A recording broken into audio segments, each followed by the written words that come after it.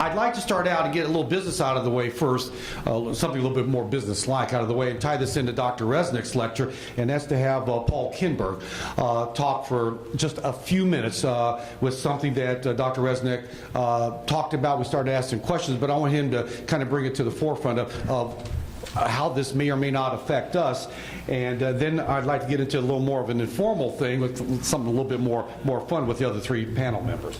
So Paul, could you for a couple minutes tell us why you contacted us and what was your concern here a few months ago? Comments? I didn't have any comments and concerns. There are no problems. Oh, there you go. Perfect. That's a short presentation. Everything's wonderful. As you heard, CMS has chose or decided not to have the MACs release the updated LCDs until April 10th, I think he said. There are no comment LCD. We had invited at our coding committee meeting last May a MAC carrier, 2 private carriers, and the young lady who runs the show for the CDC to come and talk to the coding committee about their preparations. And that was, I guess, 6 months ago now. And I will tell you, and we have several coding committee members in the room, I don't think I'm speaking out of turn by telling you they were all horridly unprepared. I would tell you, based upon the comments from Dr. Resnick, both at my CAC meeting, talking to the clinical vice president of clinical affairs, who used to be my CMD and now is over all of the other 5 Novitas CMDs.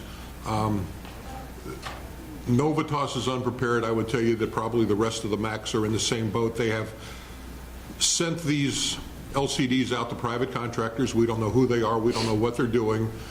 And all we know is that instead of taking the codes from an ICD-9 to an ICD-10 through the GEMS, the equivalency mapping system, they are going to have to take it to a final code. The question is, are they going to do it correctly? Are there issues? Because some codes, and I know Dave was bringing up at lunch with Dr. Resnick today, the problem in his area, which is also Novitas, and there are 2 separate policies. He has an issue right now with paronychia. Paronychia, 681.11, that codes in ICD-10 world to a lower extremity infection. Okay, it doesn't say foot, it doesn't say toe, it doesn't say paronychia, it's just a lower extremity infection. So if Novitas doesn't pay for paronychias via an evaluation and management visit, does that mean that code now will pay for no visits? Did he give you any idea, Dave, coming down the pike? He said that he will go back. I'm going to email him. He's going to check and see what they've done. He thinks they went to the higher level of specificity. He can't promise that they did it. He said that. So the higher level of specificity is lower extremity left and right. That's the only. It goes to toes. Or go to down to toes. L3031 right, Yeah. and L3032 left. Yeah. But it's cellulitis. There's no paronychia in toe. But you can see the problems that we might have, the same problems that we have in Medicare. You're going to have with the Cignas, the Aetnas, the Uniteds, and all the other companies of the world. The smaller the company, probably the more issues they're going to have, because the less money they're going to be able to spend to create these transitional processes and go from a 9 to a 10 code. That's what I think all of us in this room are going to have to do. Hopefully before the policies are released to the general population. They'll give it to the specialty societies, or certainly on the date they're released, we're going to have to grab them. And now we have the JH and the JL. We're going to get together, since they're primarily the same policies. The other carriers, I think we got 3 Novitas people up here on the dais right now, but the other carriers are going to have to get together, all of the CAC reps and the private insurance reps, and say, have the policies been adequately converted? You're going to have to go to membership and say, please help, because I don't know that one individual or even a group of 4 or 5 individuals is going to be able to do this in a timely manner and then be able to get back to the carriers and say, we've got issues, we've got problems, you didn't convert it correctly, there are missing codes, there are codes that should be there that aren't there, there are codes you didn't convert correctly from 9 to 10. And Then there's also the issue that we didn't even talk about, in that the coding committee identified a couple hundred codes that in the geographic mappings didn't code properly, and we don't know if those are going to be addressed. They certainly aren't. The only one that we know of that had been addressed was sesamoiditis, which they said was an osteomyelitis, and they've corrected that for next year. But of the other several hundred codes that we've identified, we don't know when those are going to show up. So there are a number of issues that you have to be aware of and that you're going to have to look at and map these codes correctly. I don't know how much more detail you want me to No, that's fine. You know, and Paul and I had emailed each other back and forth when he first brought this to my attention. It's like, wow, you know, we got this big issue of this big transition here, and now we have concerns over, did these guns for hire, I shouldn't say guns, yeah, coding gurus for hire, did they do it correctly? You know, and we don't know. Now, I've already written to my CMD and with WPS, and I haven't heard a response yet. I've asked, is there any chance I could look at these policies after you've converted them, you know, for accuracy? And now they've got 30 to 45 days to respond in writing. And so I'm not sure when I'm going to get a response, and maybe they don't know the answer. They're researching it just like Dr. Resnick. Dave? Yeah, and CMS's directive is that if they're taking the exact policies and moving them from I-9 to I-10, they don't have to have any public comment. They can do it if they feel they achieve the coding that they want. And then by April, it has to be done, it has to be posted nationally. So that's probably when we all will see what really is out there. But it probably won't happen until April, unless, of course, people like Dr. Reddick allow us in the door to facilitate. Right. And that's what I'm hoping happens with at least some of our jurisdictions, or a lot of them. But at the very least, come April 10th, we should have a chance to review them. And when that time comes, do we just accept what they have on there, or do we verify? And if we do verify, who verifies it? You know, we don't have a committee that can sit down and do this for everybody and go through all the MACs and take care of this. What we thought might be a good idea, and this is something you might want to discuss during your one of your breakout sessions, like the CAC-PIAC, just a regular breakout session, is to appoint in each MAC district is appoint a person to be sort of the head person, spokesperson, or someone to take the bull by the horns and help direct something like that. So in one MAC, if we've got 4 or 5 or 6 different CAC reps, and depending on how many policies there are that's pertinent to podiatry, maybe they could be split up.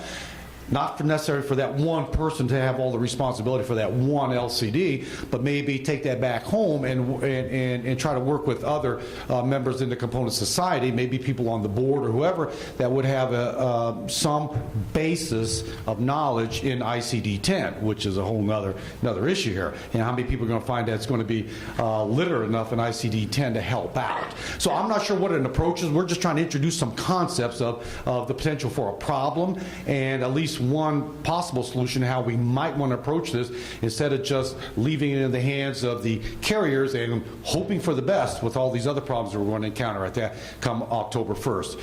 Yes, Laura? I'm getting a little confused here. Is it possible that the different Medicare carriers are going to have different crosswalks and come up with different... That, Is that going to happen? Yep.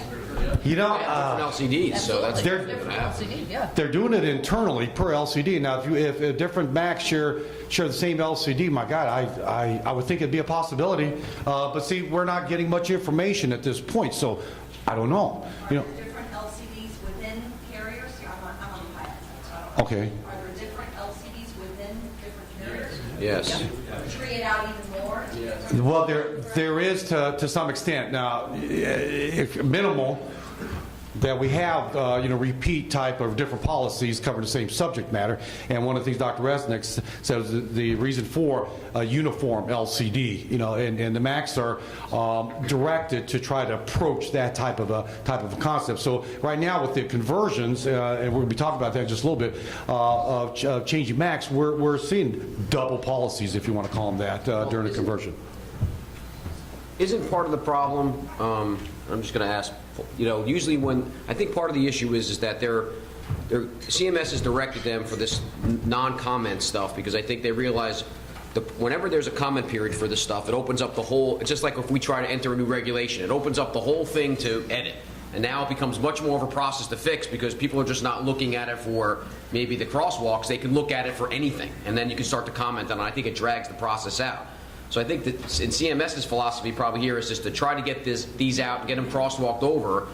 If you get 90% of it right, they can deal with that other 10% probably afterwards, depending on what it is. And the real question is what do the carriers themselves have in plan? They got to know that this is not going to be a perfect process. So they must have some plan in place that once these are released in April, what's going to be the process to fix the mistakes and how's that going to take place? And that's really what we should be trying to figure out that the carriers are going to do. Right. Mike bring up a good point. And I think as we get into 2014, the initial part of this, some of this will get discussed, and we should have some form of an avenue, how formal it's going to be or informal, or how cooperative they're going to be. You know, at this point, we have no idea. Glenn. This LCD crosswalk, coding crosswalk, is not unique to podiatric medicine. No. This may certainly be an opportunity for CAC reps to have conversations with other CAC reps representing different specialties, suggesting that all of these crosswalks ought to be carefully looked at and garner the support from the entire CAC representation. You know, I think you're right, Glenn. I'm not sure who's going to take that bull by the horn. Will the MAC, the contractor, request the specialist societies to take this on? And are the dermatologists going to look at some of our stuff? Are the orthopedists going to look at our stuff? Are they going to be concerned about their main focus? Right now everything's up in the air, and it is quite voluminous, if you will, or monumental. I don't think you're going to get in the door before these are released. I think that's pretty much a done deal, unless you got a really good relationship and they're going to let you look at some of these LCDs. So I think the better process for the CAC reps is to really establish that relationship with the CMD at this point and start to come up with a plan on what's going to happen after the 10th. Once these are released and we find mistakes, let's develop a plan now, because we have some months to do that, as to how we think these things are going to get fixed, because you don't want to have them released to the 10th and then start to discussing what the process is. If we have at least something in place from them with the understanding that there's going to be mistakes, how are we going to correct them, you're less likely to get to a situation where October comes and none of these things are fixed, and now you have a whole problem with just reimbursement and getting claims paid. You know, and I look across jurisdictions, and in a lot of cases, the policies are exactly the same.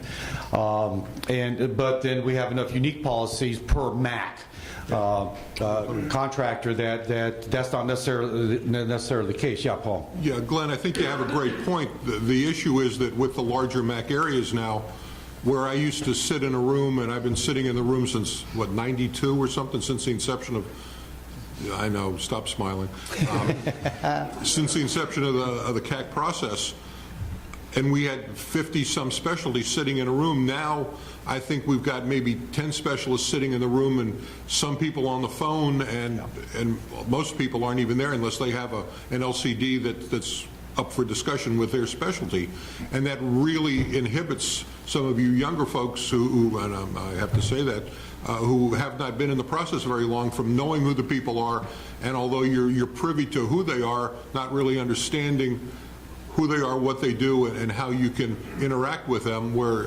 I've been sitting in the room probably with the same people now for 20 plus years, so I've got a fairly decent handle on who the players are and who's sitting on their hands. So if you can figure that out and talk to some of the folks, you might be able to put together a little deal with them and try to work it out. I know, just so you understand from a Texas standpoint, that our relationship with our medical association in Texas isn't exactly wonderful. So, is TMA, is the Texas Medical Association, going to help us, Leslie? I would say not. Not no, but hell no. Getting them to getting their association to sit down with us and work this stuff out, where an individual doctor might, if I go to organized medicine and say, help us, it ain't gonna happen. Yeah, but in different states, we can try those type of avenues. So anyway, I just want to give everybody a little bit of thought on this. I think it was important enough that I want to give Paul a chance to bring this up, and we'll take a little more discussion, and then I think that we need to move on because there's some other important But again, issues. don't forget the private carriers. The end, as you know. Oh yeah. This is not just for Medicare. That's right. This is. How do you do the Blue Cross Blue Shields, the Coventrys, the Humanas, United Healthcare? cares. We got the PIAC reps involved with this as well, and if you're both CAC and PIAC, might be time to retire, guys. But no, to try to start thinking of a strategy that we can approach this. And I think if nothing else, you think of some good ideas or have some good success with something, right into HPP, the Health Policy and Practice Committee here with Scott and Chad, and share your ideas. And if we get a chance in a little bit, we'll be talking about the CAC and PIAC listserv, which in my opinion is very much underused. And maybe this is a good year to start using it a little bit more. Yeah, they had a question.